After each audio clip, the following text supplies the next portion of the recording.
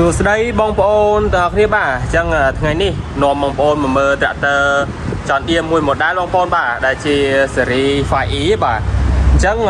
ចង់បញ្ជាក់បងប្អូនបន្តិចតាក់ទងជាមួយនឹង tractor John Deere បាទmodel 5E នេះគឺមាន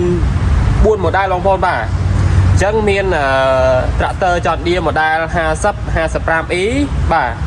50 65E និង 50 75E បងប្អូនបាទចឹងមួយ model ទៀតបងប្អូនគឺ50 90E បងប្អូនបាទអញ្ចឹងចំពោះវីដេអូនេះបាទខ្ញុំនឹងបង្ហាញអំពី tractor John Deere model បាទ50 55E បងប្អូនបាទដែលមានកម្លាំងសេះ55សេះបងប្អូនបាទអញ្ចឹងក្នុងវីដេអូនេះខ្ញុំគ្រាន់តែបង្ហាញរូបរាងរបស់ tractor John Deere model 50 55E បងប្អូនបាទកម្លាំងសេះ55សេះបាទបំពាក់មកជាមួយនឹង turbo charger បងប្អូនបាទ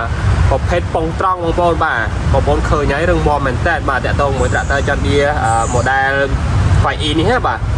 អញ្ចឹងបងប្អូនដែលស្រឡាញ់ tractor John Deere បងប្អូនបាទ model 50 55E បាទកម្លាំងសេះ55សេះបងប្អូនស័ក្តិសមជាមួយនឹងប្រជាកសិករបងប្អូនបាទទៅលើប្រើប្រាស់ទៅលើប្រភេទស្រែចម្ការបងប្អូនបាទអញ្ចឹងទាំងព្យួរទាំងវាយអង្គប់បងប្អូនបាទ tractor John Deere ប្រភេទ 5E នេះបាទប្រើបានគ្រប់តម្រូវការបងប្អូនចំពោះកសិករខ្មែរយើងបាទអញ្ចឹងខ្ញុំនឹងថតមកជុំឲ្យបងប្អូនមើលទៅរូបរាងរបស់ tractor John Deere បងប្អូនបាទអញ្ចឹង tractor នេះគឺយើងអត់ទាន់បាន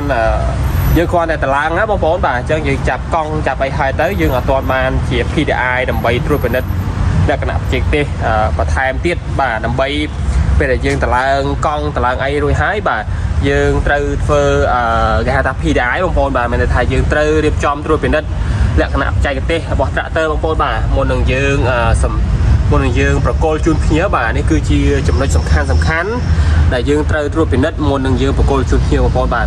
អញ្ចឹង tractor មិនចេះតែចេញឲ្យរួចពីដៃបងប្អូនបាទយើងត្រូវតែត្រួតពិនិត្យទៅលើលក្ខណៈបច្ចេកទេសរបស់ tractor ទៅលើបាទ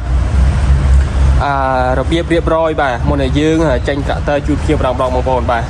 អញ្ចឹងតាក់ទងជាមួយ model នេះដែរបងប្អូនបាទអញ្ចឹងបងប្អូនដែលមានចង្អល់បាទតាក់ទងមួយ tractor បាទចង់ដឹងអំពីបាទលក្ខណៈសម្បត្តិផ្សេងៗរបស់ tractor John Deere បងប្អូនបាទបងប្អូនអាច comment ខាងក្រោមវីដេអូនេះបានណាបងប្អូនបាទអញ្ចឹងចំពោះវីដេអូនេះដែរគឺមានតែប៉ុណ្ណឹងបងប្អូនបាទអញ្ចឹងចំពោះវីដេអូក្រោយៗទៀតខ្ញុំនឹងធ្វើវីដេអូអំពីបាទលក្ខណៈសម្បត្តិរបស់ tractor John Deere បាទដែលបងប្អូនចង់ដឹងបាទបងប្អូនដែលជា fan John Deere ស្រឡាញ់បងប្អូនបាទអញ្ចឹងខ្ញុំនឹងធ្វើវីដេអូអំពីបាទនិយាយពីលក្ខណៈពិសេសរបស់ tractor John Deere បាទអញ្ចឹងនៅក្នុងវីដេអូនេះមានតែប៉ុណ្្នឹងឯងបងប្អូនបាទអរគុណច្រើនជម្រាបលាបងប្អូនបាទ